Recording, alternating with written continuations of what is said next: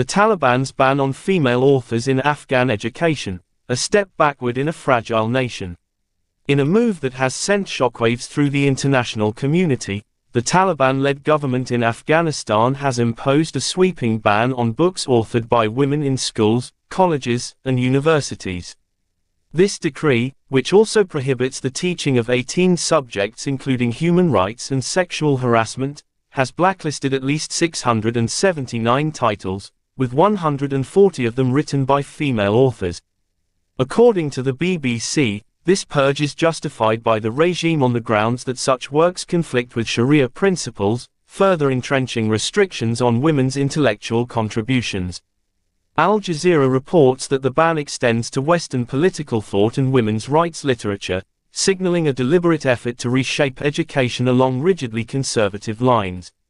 This decision, announced in September 2025, is not just an educational policy, it's a profound statement on gender roles in Afghan society, one that reverberates across historical, political, economic, cultural, and social dimensions.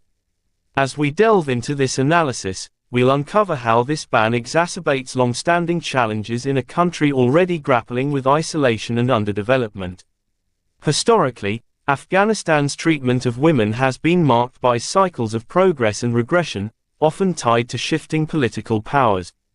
During the 20th century, under monarchies and Soviet influence, women enjoyed relative freedoms, they attended universities, wore Western clothing, and contributed to literature and academia. Figures like Queen Soraya Tarzi advocated for women's education in the 1920s, and by the 1980s, female literacy and participation in public life had begun to rise. However, the rise of the Taliban in the 1990s shattered this trajectory. The regime's first rule from 1996 to 2001 infamously banned girls from schools beyond primary level and prohibited women from working or appearing in public without male guardians. Reuters has documented how this era saw the destruction of cultural artifacts and the suppression of intellectual discourse, setting a precedent for gender-based censorship. The post-2001 era, backed by international forces, saw a resurgence. Millions of girls enrolled in schools, and women authored books on topics from poetry to politics. Yet, the Taliban's return to power in 2021 reversed these gains, with bans on secondary education for girls and now this extension to higher education curricula.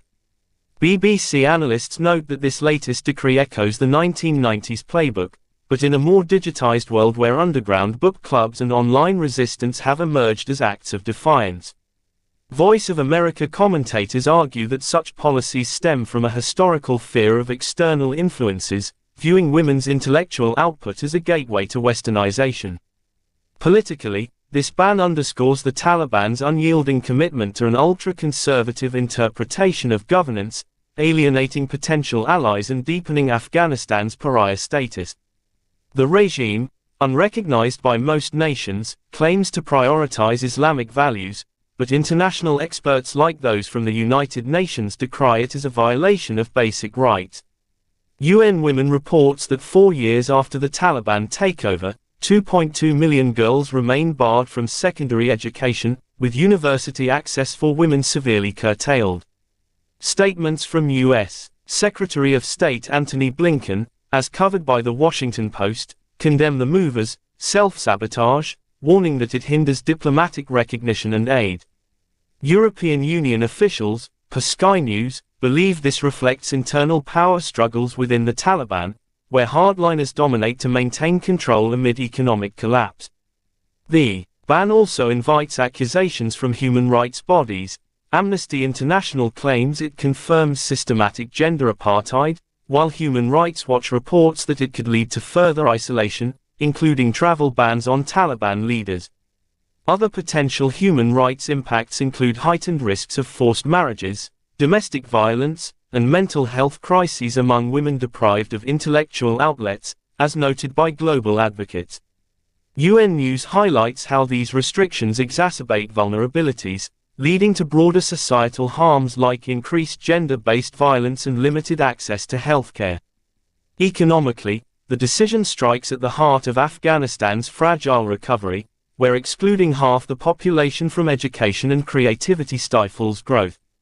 Afghanistan's population stands at around 42 million, with a gender ratio of approximately 1,057 males per 1,000 females, meaning women comprise about 48.6% of the populace, nearly 20.6 million individuals who are now further marginalized. By ignoring this demographic, the regime effectively idles a massive segment of potential contributors. The overall literacy rate hovers at a dismal 37.3%, with female literacy alarmingly low at 22.6%, compared to 52.1% for men. Educational infrastructure is sparse. While there are approximately 97 higher education institutions, including public and private universities, access remains limited, especially in rural areas. Poverty exacerbates this. Over 54.5% of Afghans live below the poverty line, and the country ranks as the world's poorest by GDP per capita at just $434, according to Focus Economics. The World Bank believes that empowering women through education could boost GDP by up to 30% in similar low-income nations, but here, the ban risks perpetuating cycles of dependency. Recent earthquakes in Kunar province highlighted this. A severe shortage of female doctors left women quake victims untreated, as cultural norms prevent male physicians from attending to them without guardians. The World Health Organization reports that Taliban restrictions have worsened this deficit, urging lifts on female aid worker bans to avert humanitarian disasters. More sanctions loom, potentially from the US and EU, which could freeze assets and deepen poverty, directly burdening civilians already below the poverty line. Culturally, the ban clashes with Afghanistan's rich heritage while reinforcing a tribal, extremist mindset that misinterprets Islamic traditions.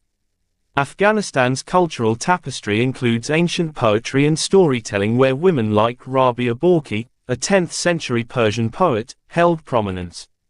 Yet, the Taliban's actions promote a narrow view that sidelines female voices.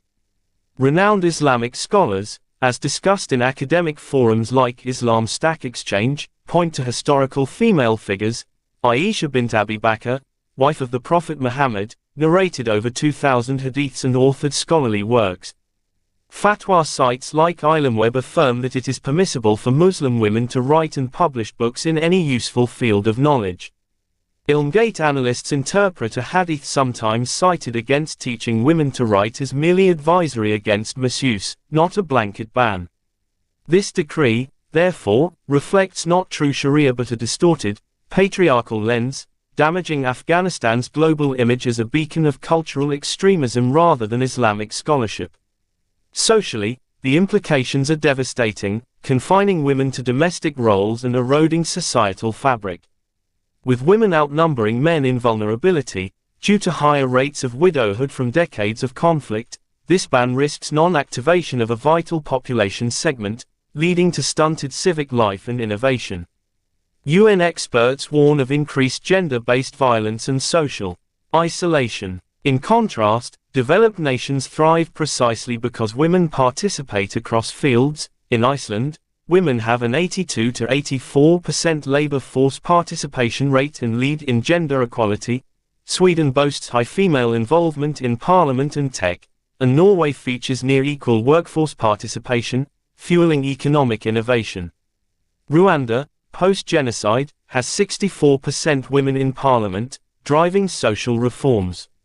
Afghanistan's path diverges sharply, potentially dooming generations to inequality. In conclusion, this ban is more than an educational edict, it's a harbinger of entrenched regression. As Fox News commentators observe, it confirms the Taliban's extremist ethos, complicating survival in an interconnected world. For Afghanistan to rebuild, embracing women's intellectual roles is essential. The global community must amplify calls for change, lest this decision cement a legacy of isolation and lost potential.